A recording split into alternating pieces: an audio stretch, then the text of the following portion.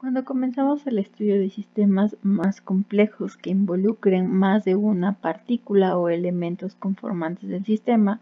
conviene definir lo que es el centro de masa. Este elemento, al igual que en los casos previos y más simples de una sola partícula, posee también la cualidad de encontrar su posición, velocidad o aceleración respecto a un marco de referencia inercial. Y para definirlo vamos a comenzar con un ejemplo que hemos visto de manera cotidiana, el cual son las palomas. Todos hemos observado que al caminar este tipo de animales pues tienen la necesidad de mover la cabeza. Sin embargo, la pregunta es ¿por qué lo hacen o con qué finalidad? Y si creían que era porque escuchaba música en su cabecita, lamento decepcionarlos ya que no es así. Para que estos animales puedan caminar y debido a la morfología que tienen y a la distribución no homogénea de masa dentro de su cuerpo, es necesario que muevan la cabeza o la desplacen en cada paso para que entonces lo que consideramos como centro de masa, que sería un punto imaginario que se ubica en el espacio y que además nos permite tratarlo como si en él se conteniera toda la masa del objeto, pues entonces para que se mantenga estático o fijo de tal manera que el objeto se encuentre en equilibrio, pues entonces es cuando definimos este elemento y conviene comprenderlo para estudiar sistemas más complejos como lo es este tipo de animales, por ejemplo, o de seres vivos conformados por miles y millones de partículas. En general, la definición del centro de masas, cuando hablamos ya sea de un sistema discreto, es decir, conformado por un número particular de partículas o continuo, cuando son demasiadas o tantas que no es posible contarlas una por una, entonces el centro de masa será aquel punto geométrico que se va a comportar de forma o desde el punto de vista dinámico como si en él estuviera aplicada la fuerza resultante de todas las fuerzas que se aplican de forma externa dentro del sistema. Uno de los ejemplos de la aplicación es un equilibrista, que es este tipo de personas que tratan de mantener un punto de equilibrio mediante algunas variaciones geométricas del cuerpo, en este caso, es decir, a su vez esto implica de la diferente posición de todas las partículas que conforman a este sistema mucho más complejo. Y entonces ese punto es el que vamos nosotros a estudiar, imaginando que toda la masa del sistema se conteniera en él. Y entonces en vez de estudiar n cantidad de partículas, seguimos estudiando una sola y podemos seguir dibujándola con, como decíamos en casos previos,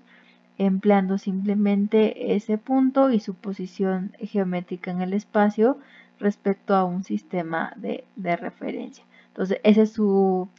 la ventaja de utilizar este punto, pues es que otra vez nos reduce el sistema al caso más simple de una sola partícula. Y como podemos observar en esta imagen, hay objetos que al ser, por ejemplo, lanzados al aire y al no poseer una distribución homogénea geométricamente hablando de la masa que lo conforma, como por ejemplo en el caso de un desarmador, el cual en el mango posee mayor cantidad de masa que en la parte metálica, pues entonces lo que podemos observar en estos sistemas es que si se lanzan, por ejemplo, al aire intentando que rote,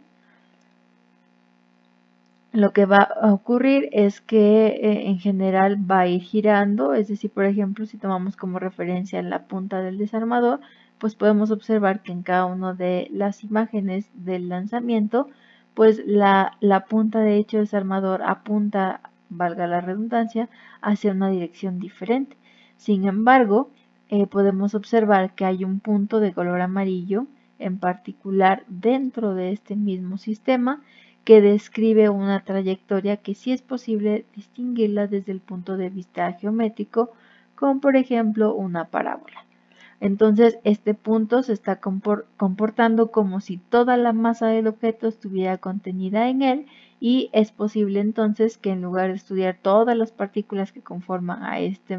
desarmador, pues estudiemos solamente este punto con la masa asociada al objeto total y entonces este punto es el que se va a mover respecto del tiempo y nos va a facilitar los cálculos. Entonces esto nos pide, por ejemplo, en este caso, pues que podamos calcular la posición del objeto a cierto tiempo o bien su velocidad y la trayectoria que describe.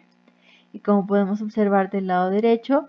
cada sistema puede ser conformado por n cantidad de partículas o moléculas, lo cual implicaría que para cada una de ellas tuviéramos siempre su masa y su vector de posición respecto del marco de referencia fijado inicialmente, lo cual complica porque tendríamos que hacer entonces n operaciones para poder conocer estos vectores de posición, por ejemplo. Y entonces, si yo conozco ahora el centro de masa, en vez de tener n vectores de posición, pues tendría solamente uno y la masa estaría determinada como la sumatoria de todas las masas que estén conformando a nuestro sistema. Entonces, pues sí, como mencionaba previamente, va a reducir la cantidad de operaciones que hagamos.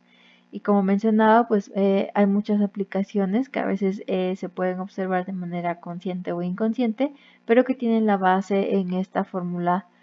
matemática para poder encontrar, por ejemplo, la posición, la velocidad o la aceleración de dicho centro de masas. Y uno de los casos más particulares o que todos hemos observado alguna vez, pues son los equilibristas, los cuales hacen uso de este elemento valiéndose de otros aparatos o elementos externos, como por ejemplo cuando una persona camina sobre una cuerda floja, a pesar de que el área sea muy pequeña sobre la cual se está desplazando, lo que hace es valerse, por ejemplo, de una varilla para que entonces dicho punto se redistribuya y entonces se pueda mantener de manera estática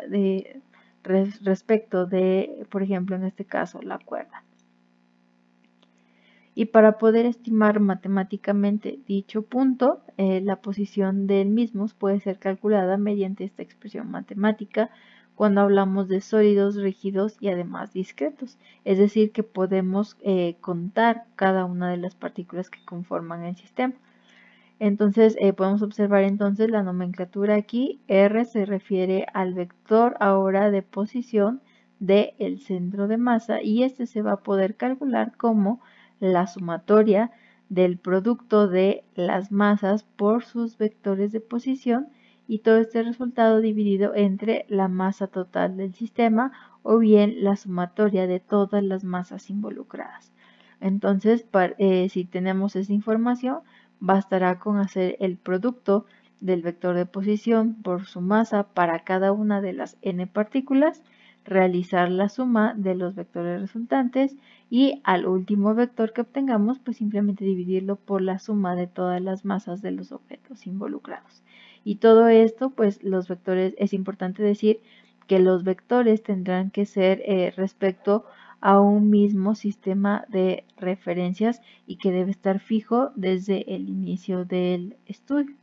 Y entonces, si recordamos, cuando nosotros calculábamos, por ejemplo, la velocidad, sabíamos que había que dividir la distancia recorrida entre el tiempo.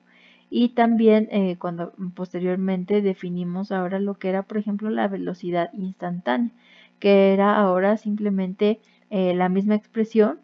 de un desplazamiento o una distancia recorrida entre tiempo, pero ahora tomando en cuenta el límite cuando el tiempo o el intervalo de tiempo bajo estudio tiende a cero. Si nosotros realizábamos esto, nos dábamos cuenta de que como dicho intervalo era cada vez más y más pequeño, pues entonces podíamos hablar de la velocidad instantánea.